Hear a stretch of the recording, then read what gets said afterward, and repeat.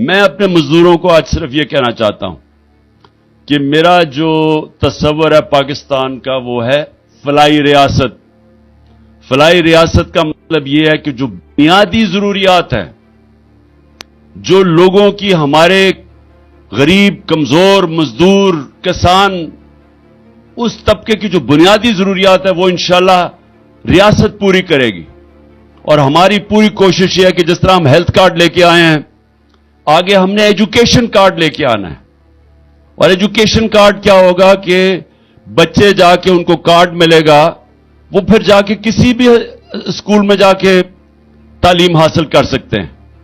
تو یہ بھی اب یہ میرا اگلا انشاءاللہ جب بھی اللہ نے موقع دیا تو ایجوکیشن کارڈ، تاکہ ایک غریب کے بچے کو، وہ کیوں گندے اسکول میں جائے، اس کو بھی موقع ملے اچھے اسکولوں میں جانے کا. اور اس سے کیا ہوگا؟ اس سے ہوگا کہ اسکول بہتر ہو جائیں گے. جب پرائیویٹ لوگ سکول بنائیں گے اور وہ ایجوکیشن کارڈ کی وجہ سے وہ پھر ان سکولوں کے اندر بچے جا سکیں گے، اچھے سکولوں کے اندر، وہ ان کو بھی موقع ملے گا اوپر جانے کا. ہیلتھ کارڈ کی وجہ سے پہلی دفعہ دیہات کے اندر پرائیویٹ ہاسپٹلز بن رہے تھے، عام ڈاکٹرز چھوٹے چھوٹے ہاسپٹل کھول رہے تھے ہیلتھ کارڈ کی وجہ سے.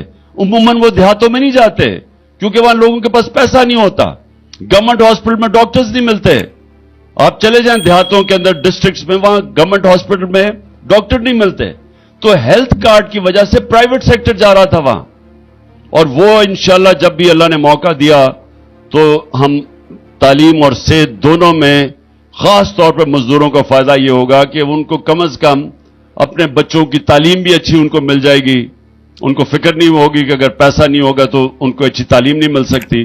اور پھر ان کو کوئی فکر نہیں ہوگا کہ اگر کوئی گھر میں بیماری ہوتی ہے تو حکومت انشورنس دے گی تاکہ وہ کہیں بھی اپنا علاج کروا سکیں.